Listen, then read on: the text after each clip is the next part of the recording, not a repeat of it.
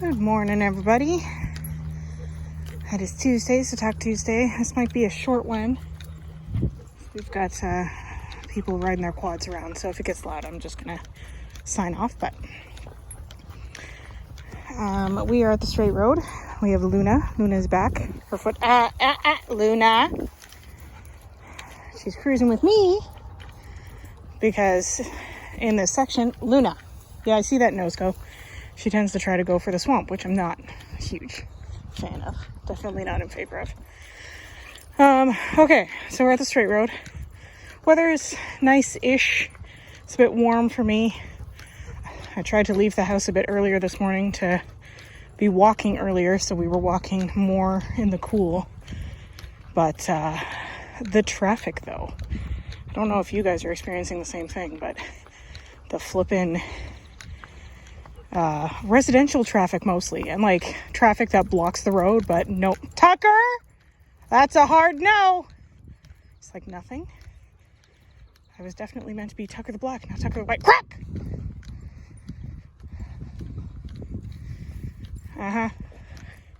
Can't see it on him. He's getting a bath when we get home. Okay, sorry. So we're at the straight road. For those who appreciate, hold on. Come here. Tucker, come on. Luna! Okay, I'm going to sign off for a second. And we're back. Okay. Sorry, we had to move it away for a sec. Okay. Back on the road. Luna, you're still with me. That's still a no to Swamp Luna. Okay, so 8 for the head count. We have Kronk, Maggie, Cosmo up there, Bailey, Tucker, May, Hamish, Luna. Is that all of them? Yes. And, yeah, we're just cruising along. May, whatever it is, no. And, yeah, I mentioned Luna's foot is better. For the most part, I'm keeping her near me because she, yesterday, spent most of her time finding delicious mud pits. And then the other dogs would get excited about it, and then my poor car and my olfactory senses suffered. Luna, not a thing. Thank you. She's like, but this one is okay, right? Okay, go get some water. Careful. God, I swear. Docking collisions. Okay, let's go. Oh, Hamish.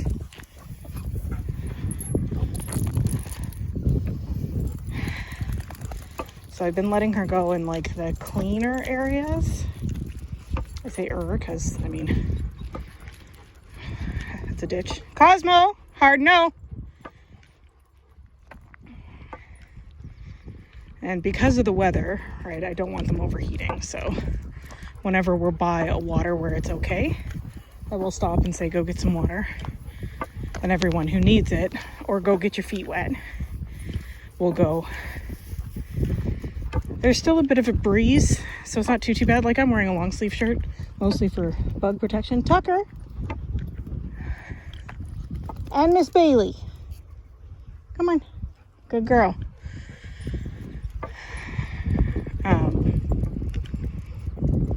So the wind is keeping the bugs off for the most part, but I hate putting bug spray on my skin. I don't know why. It's just always been this thing. So if I have to put it on, I try to put it on like my clothes. So I wear a long sleeve. I mean, obviously not on my legs because I would die of heat stroke. But, and like I spray the heck out of my hat and then put that on my head. And I find that helps. Like, I don't really need to put bug spray on my face or anything. I say, as potentially my face is being eaten alive, but who knows. Yeah, so what were we talking about last week? Doing slow intros.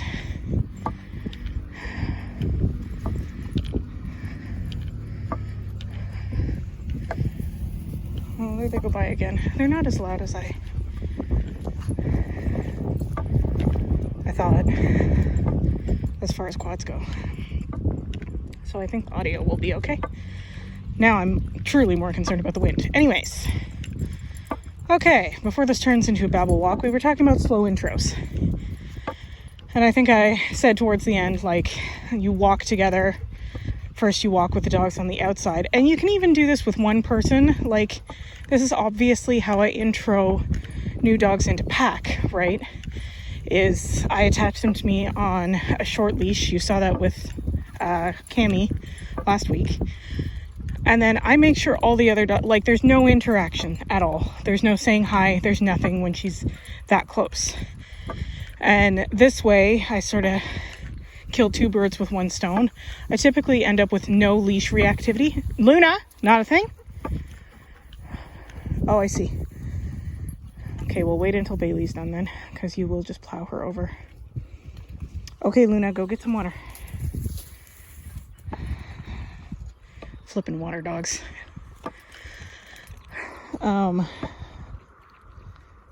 Bailey's like rude. Okay, and then you're here again. At least until we get to the good tree. This is how I landmark people. The good tree. Good Lord. Anyways. So, two birds with one stone. I tend not to get any leash reactivity, even if I get a boarder and their owners say that their dog is typically leash reactive. I sometimes don't even see it, like they don't show it to me, because I start Luna. I start as I mean to continue, right? So if they're on leash, there's zero interactions with the other dogs. And then two, since I'm doing it on pack walk, I'm working on a lot of different skills. Like I'm working on their loose leash walking when there's a heck ton of distractions. I'm working... Maggie? Absolutely not. I'm working on their handler awareness. Like I'm seeing how much they're paying attention to me. That one's really important. Like that's how I judge the rest of their program to become a pack walk dog, right? And if they need any additional training or anything like that. And then it also teaches them sort of the quote unquote, come! Tucker, come! Bailey, Luna! Bailey, Tucker, Luna. Come on, Tuck Tuck. Good. Tucker. Whoa. Come on, Bailey's like negative. Bailey, Kronk. Good. Bailey. Bailey. Good. Tucker, Kronk. Kronk the guard dog is not pleased. Bailey. Amish. Tucker.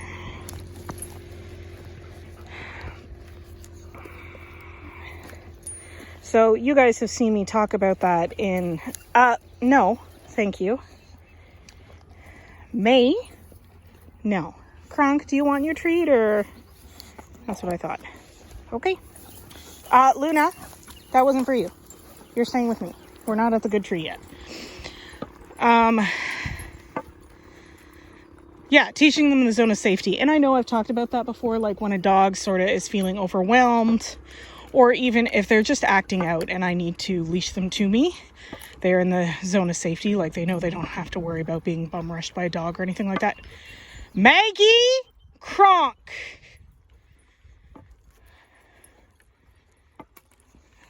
Tucker, I don't know what it is, but I can tell you none of you are putting it in your mouths. Thank you.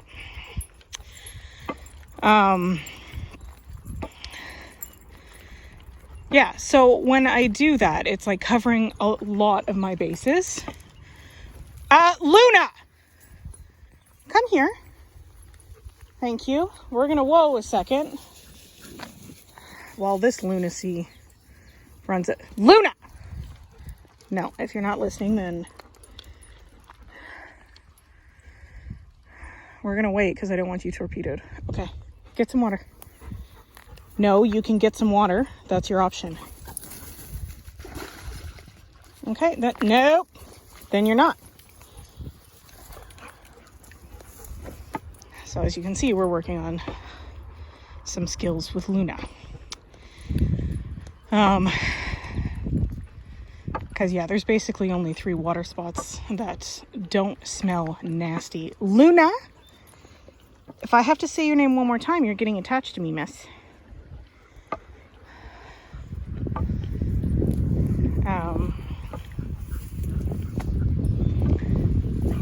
Yeah, so it's definitely a worthwhile thing to train. And you can sort of imitate that at home, like clearly not in a pack walk scenario. And I would never, ever suggest having your dog on leash in an off leash area. There's just too many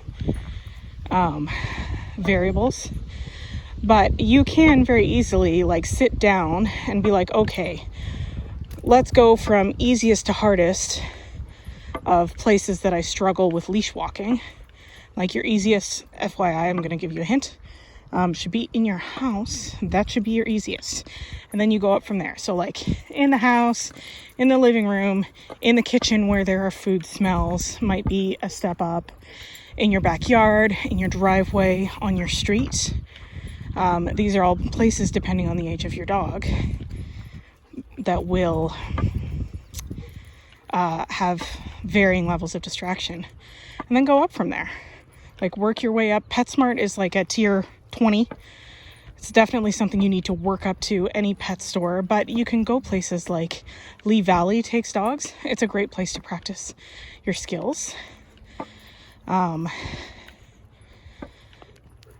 just figure out some dog friendly stores near you. Go to those places. Walking with your friends, but having both your dogs working on their leash skills as opposed to paying attention to each other. All of this adds to handler awareness and just, Luna, you're not sneaky. And just being better overall on leash and more calm in general, like lifestyle wise. Okay, that's it for us. So if you guys have any questions about this or any other video, you know what to do. Otherwise, hope you guys are having an awesome day. And we'll talk to you soon. Cheers.